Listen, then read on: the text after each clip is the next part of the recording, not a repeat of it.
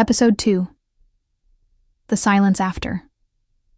I was too young to understand, but old enough to feel my whole world break apart.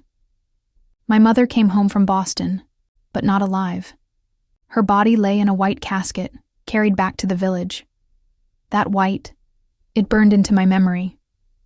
White against the red earth. White surrounded by faces drowning in tears.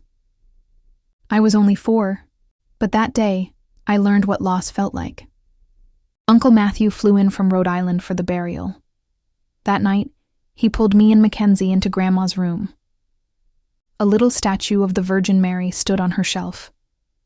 Grandma was crying, holding us so close it almost hurt. Uncle Matthew pointed at the statue and whispered, "That's where she is now, safe."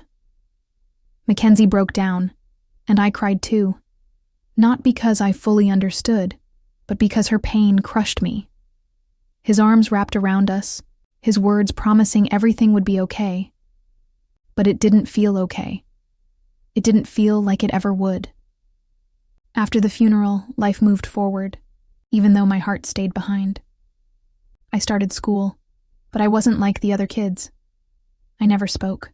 I stayed in my seat, silent, even when the teacher asked me to step outside. I carried my silence everywhere, like armor. But silence couldn't protect me at night. Sleeping at Aunt Nicole's house, my cousin Paul touched me in ways I didn't understand. He told me it was normal, but my heart screamed it wasn't. I wanted to tell someone, but I stayed quiet. He told me not to speak, and with everyone around me speaking French, silence felt safer than words.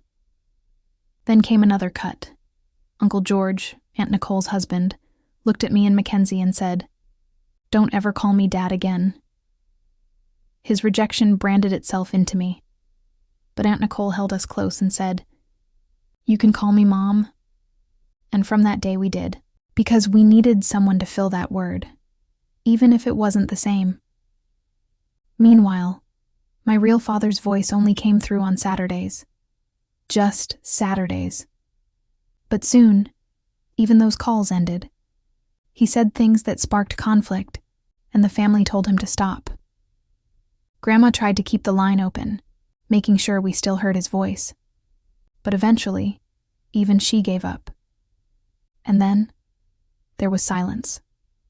That same year, September came. I turned 5. Elijah turned 2. Aunt Nicole bought us a cake, and we blew out the candles. Everyone clapped, everyone smiled. But it didn't feel like a birthday. Not without Mom. Not with Dad's voice gone. I felt the emptiness louder than any song or laughter in the room. That year, I learned silence has a weight. Heavier than grief. Heavier than rejection. Heavier than the secrets a child should never have to carry.